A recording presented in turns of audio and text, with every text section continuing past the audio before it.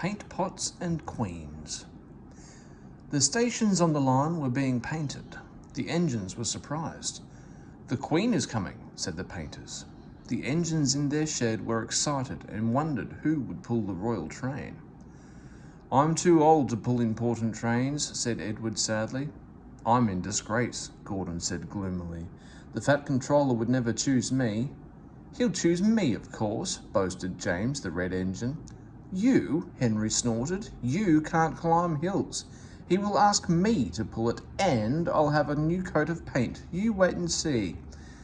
The days passed. Henry puffed about proudly, quite sure that he would be the royal engine. One day, when it rained, his driver and fireman stretched a tarpaulin from the cab to the tender to keep themselves dry. Henry puffed into the big station. A painter was climbing a ladder above the line. Henry's smoke puffed upwards. It was thick and black. The painter choked and couldn't see.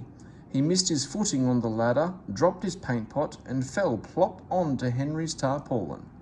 The paint poured over Henry's boiler and trickled down each side. The paint pot perched on his dome. The painter clambered down and shook his brush at Henry.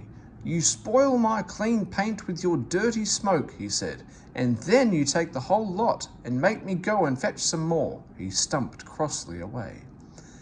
The Fat Controller pushed through the crowd. "You look like an iced cake, Henry," he said. "That won't do for the royal train. I must make other arrangements." He walked over to the yard. Gordon and Thomas saw him coming, and both began to speak. "Please, sir." "One at a time," smiled the Fat Controller. "Yes, Gordon." "May Thomas have his branch line again?" Said the Fat Controller. "Well, Thomas?" "Please, sir, can Gordon pull coaches now?" The Fat Controller pondered. You've both been quite good lately, and you deserve a treat.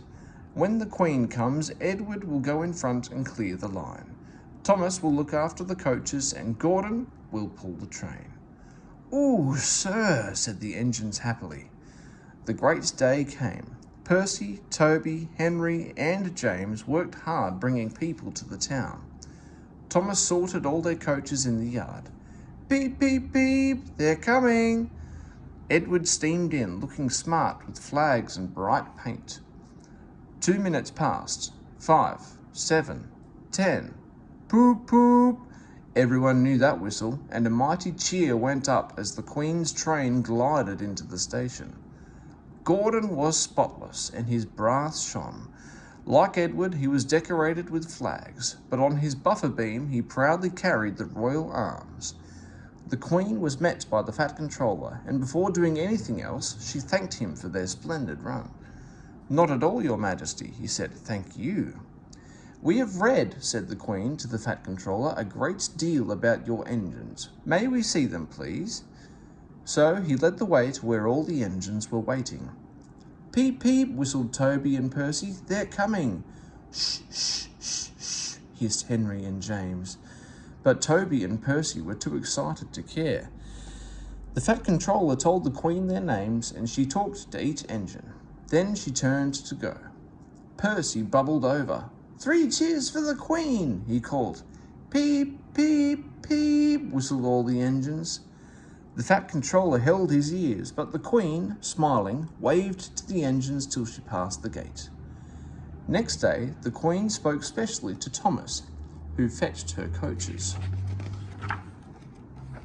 and to Edward and Gordon, who took her away. And no engines ever felt prouder than Thomas and Edward and Gordon, the big engine.